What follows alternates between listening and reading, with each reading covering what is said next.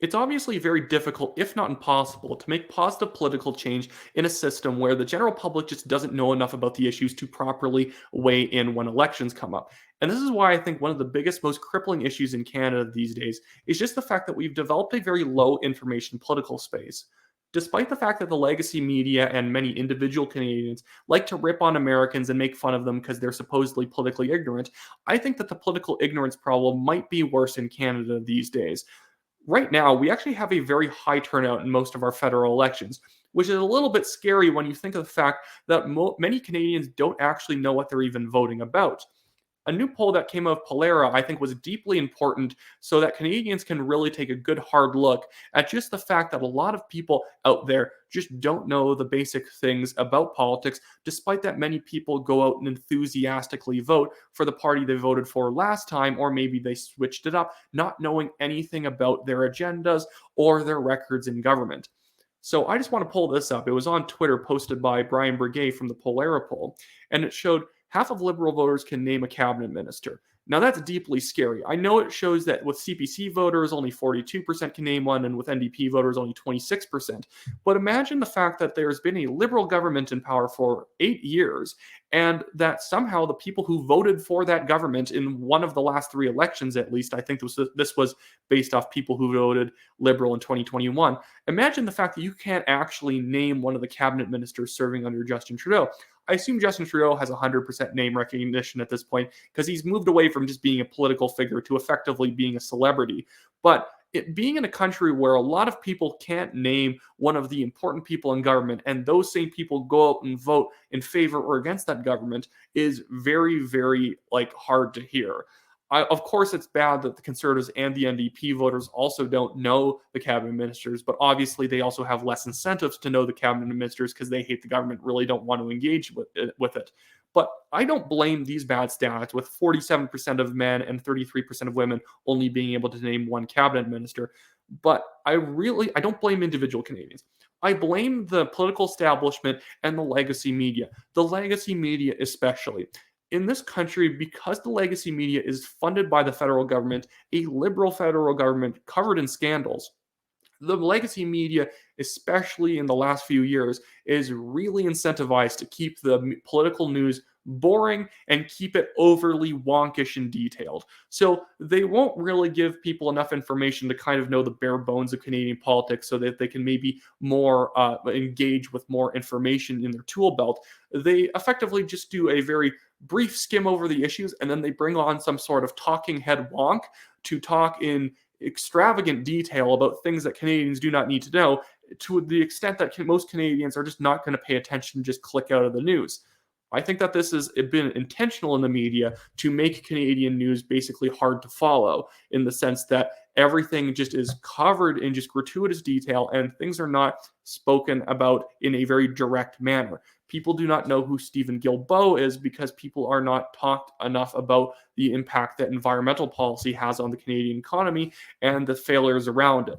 The Canadian media very much is just acting as stenographers for the Liberals. So when Stephen Guilbeault, the environment minister, proposes some new tax or he's talking about some new regulation on logging or oil and gas, they just explain what he said in the most boring terms possible. This is Bill C whatever. It is called the something something act, and it is proposing to cut down on carbon emissions and blah, blah, blah.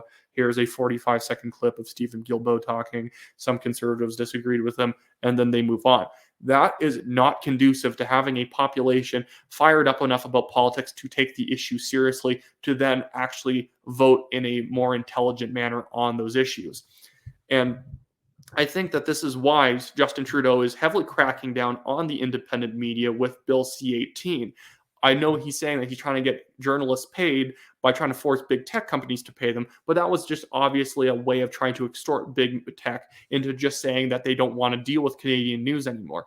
And by doing so, I think that Justin Trudeau is hoping that enough Canadians end up kind of ignorant enough about politics that a lot of people either stay home or just vote for what they voted for last time, and it's enough to keep him in power. That's a very cynical way of looking at it from my part, but being in the independent media, it just makes a lot of sense to me. But here's another poll that I thought was very, very concerning, and I actually don't think that this result's great for Justin Trudeau because it shows that there's still a lot of room to grow for him. But a lot of Canadians don't even know who the federal Conservative Party leader is. Only 57% of people know who Pierre Poilievre is and could name him. And although it's really funny, if you see some of the results, they had people try and spell his name, and a lot of people did not know how to spell his name, so they had to get creative on deciding whether or not a misspelling at least counted as someone kind of knows who he is. But there's only 25% of people who have a general idea who he is but don't know his name. 4% of people did not have the correct name at all, and 15% of people are unsure. So while this is very sad because Poilievre has almost been the Conservative Party leader for a year now, and he's been in politics since 2004, and a lot of people still can't pick him out of a crowd. The good thing for Poilievre, though, is with the Conservative Party polling 40 to 42% and the Liberals still around 26 to 29%, this proves that Poilievre actually has a lot of room to grow in terms of name recognition. And with name recognition, especially for an opposition leader, does come a lot of popularity. Because when people don't really know the opposition leader or he seems boring, a lot of people do bandwagon and just vote for the popular party or the incumbent one, which is Justin Trudeau right now. Doesn't matter how bad his policies are. I think a lot of people have to understand people like to vote for a name they recognize because it makes them feel in the know, which again backs up my theory that I think a lot of the legacy media is attempting to keep Canadians ignorant, because if they don't know who Pierre Poilievre is, you might have a lot of people who step into the voting booth and just say, well, I like Justin Trudeau. I've seen his hair on television sometimes. I'm going to throw my ballot his way. And if that's really Justin Trudeau's political strategy, that's very deeply sad when you think about it, that that's the political position he's now in, just hoping people are dumb enough and miseducated enough to vote Liberal. But anyways, I just wanted to talk about this today because I think that this is one of the really big undergirding issues that stops a lot of positive political change from happening in Canada.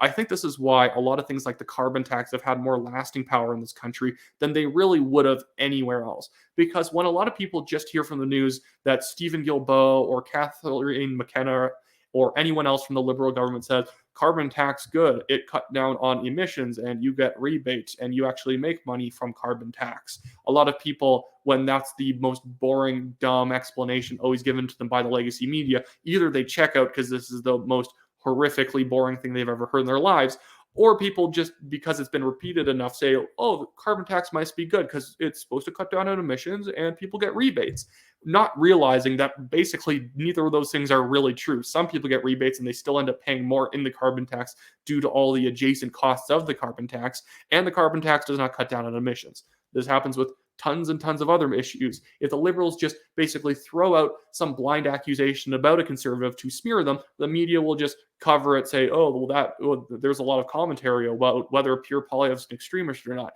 And people move on, and some Canadians will be like, well, I guess he must be an extremist.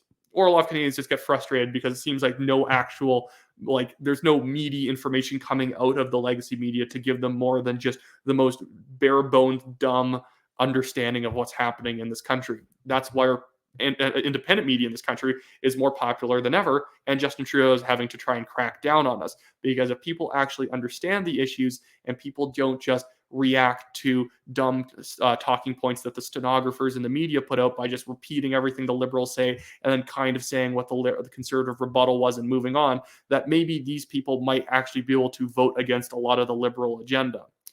Anyways, that's it for me today. If you want to donate to my legal fundraiser, it's down in the description of this video below at the Give, Send, Go link. There's also a TNT email list. Sign up for that if you want to be able to get our emails and articles sent directly to your inbox. I actually do have a new article I've written. I've been writing a lot of articles because Bill C-18 makes it impossible for me to put articles out on Facebook, my main vector for article views. My new article on Justin Trudeau is in the description of this video as well. Make sure to read some words today. It's good for you. And I'll see everyone next time.